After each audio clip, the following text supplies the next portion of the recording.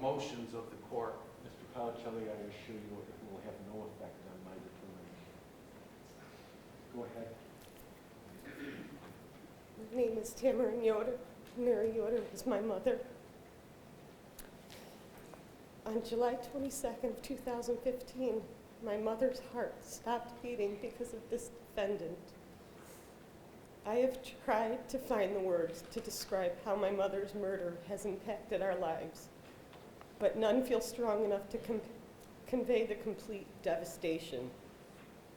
The level of pain, fear, and anger are indescribable. Our world has been shattered. My mother was a glowing light in this world with a heart full of love to share.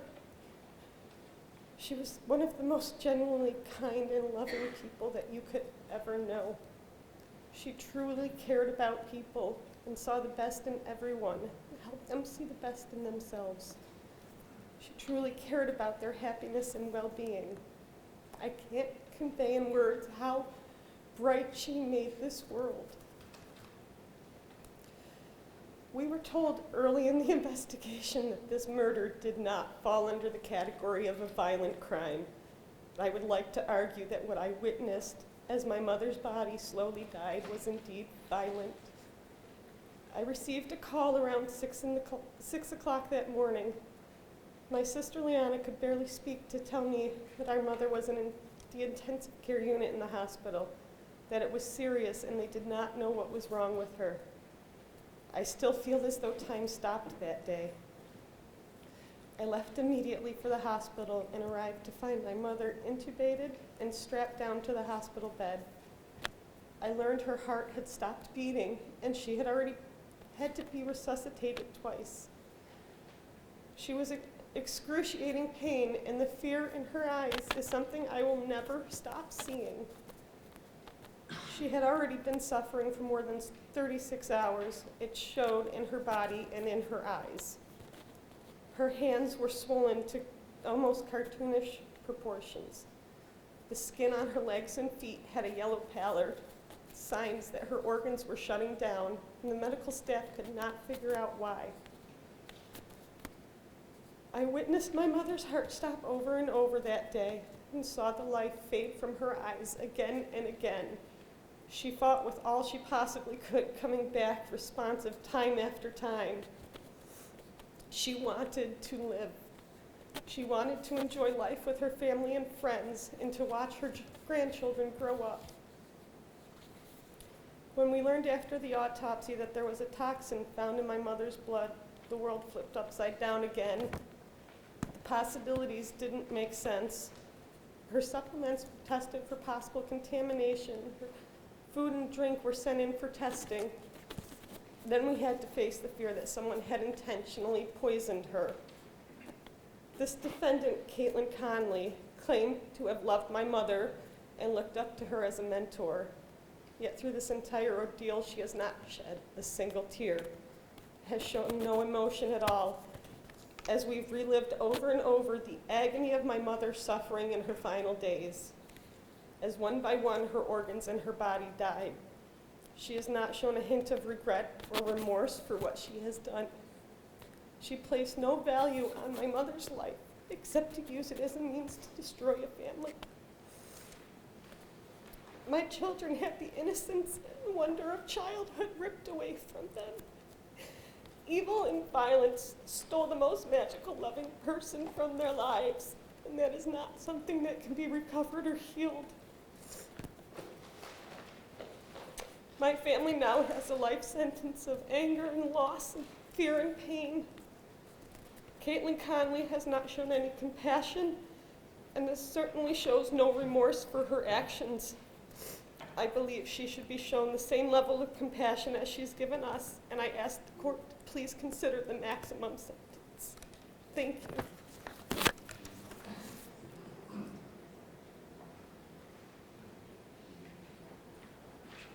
Your Honor, Liana Hegde, Mary Yoder's daughter. Good morning, Your Honor. If you My could just name- identify yourself for the I'm record. sorry. before you My start. name is Liana Hegde.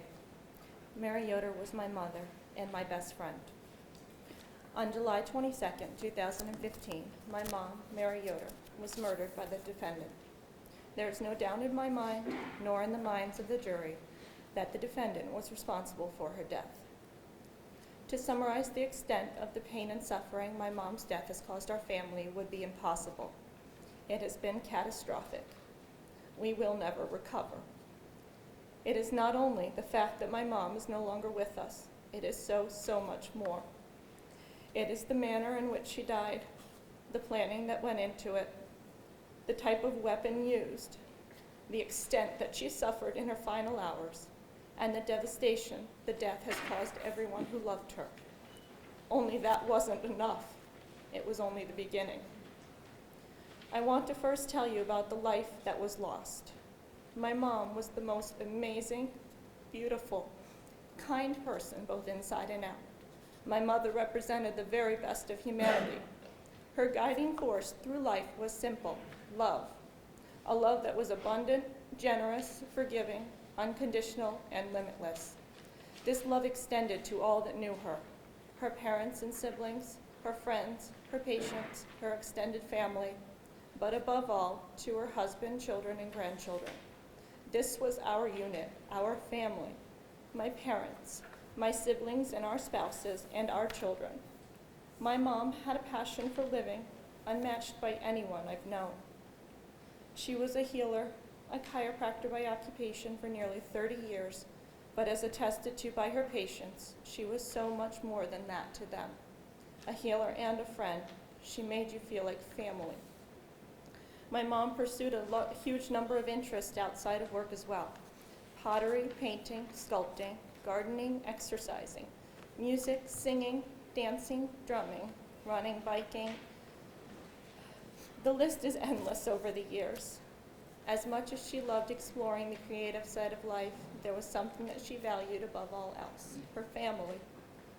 As anyone who knew her would tell you, her children and grandchildren and her marriage were her top priorities of life. We were always first in her life. This was the center of her life, and she was the center of our lives and our family. My parents were married for 38 years.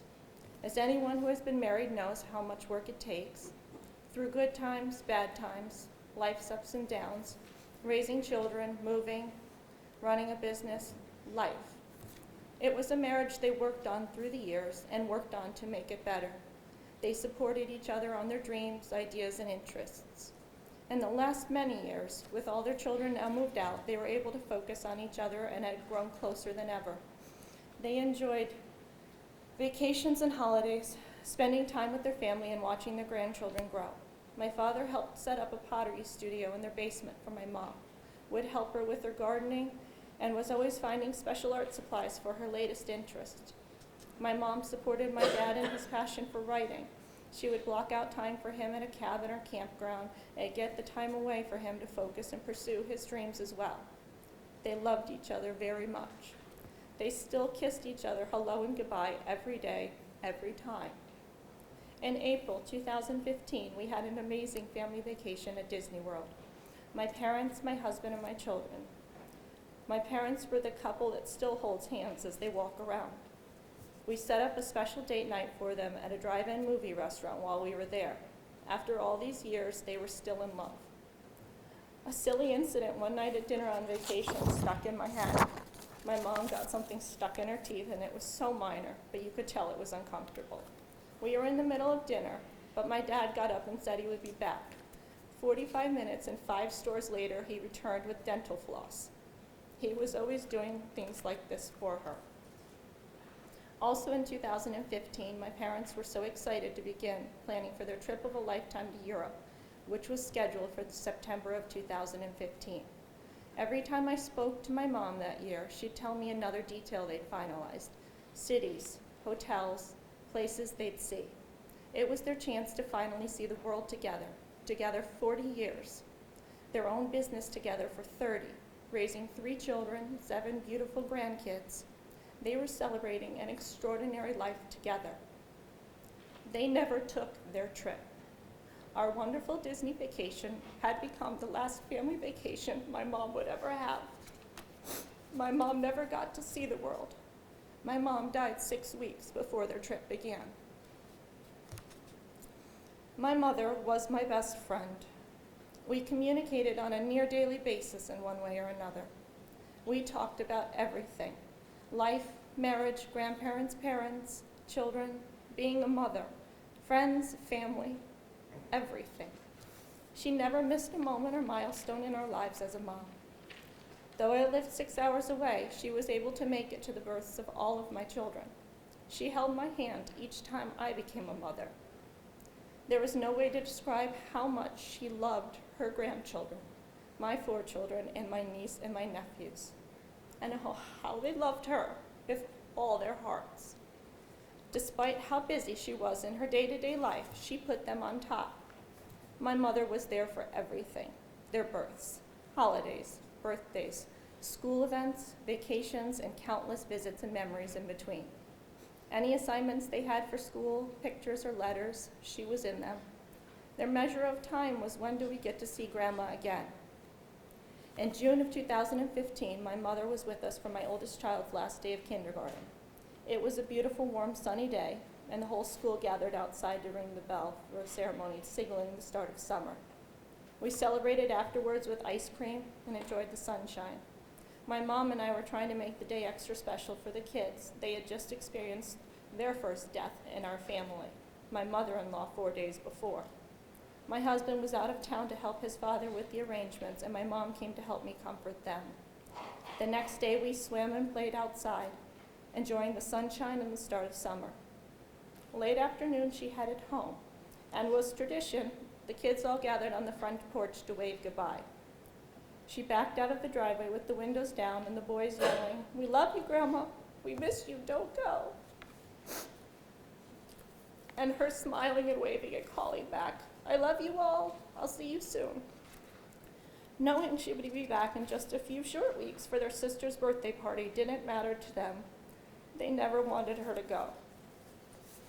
The kids ran, laughing in bare feet, to the edge of the lawn, calling and waving until her taillights were out of sight. They never saw her again. My mom died 3 days before my daughter's 2nd birthday. The birthday party became a funeral. My mom's celebration of life was on my daughter's 2nd birthday. The hardest thing I have ever had to do as a parent was to sit my children down for the 2nd time in a month and tell them their grandma had died again. I watched my 6-year-old's heart break in front of me. His world came crashing down.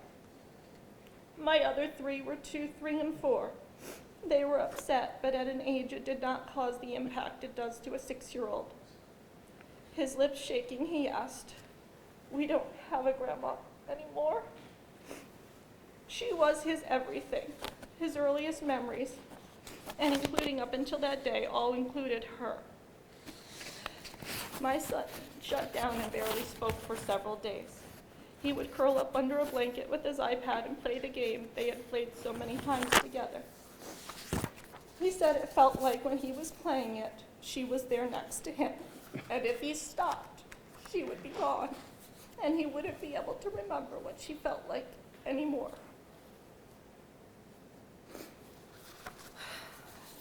On July 22nd, 2015, at 5:59 a.m., I woke up to a phone call that began the worst day of my life.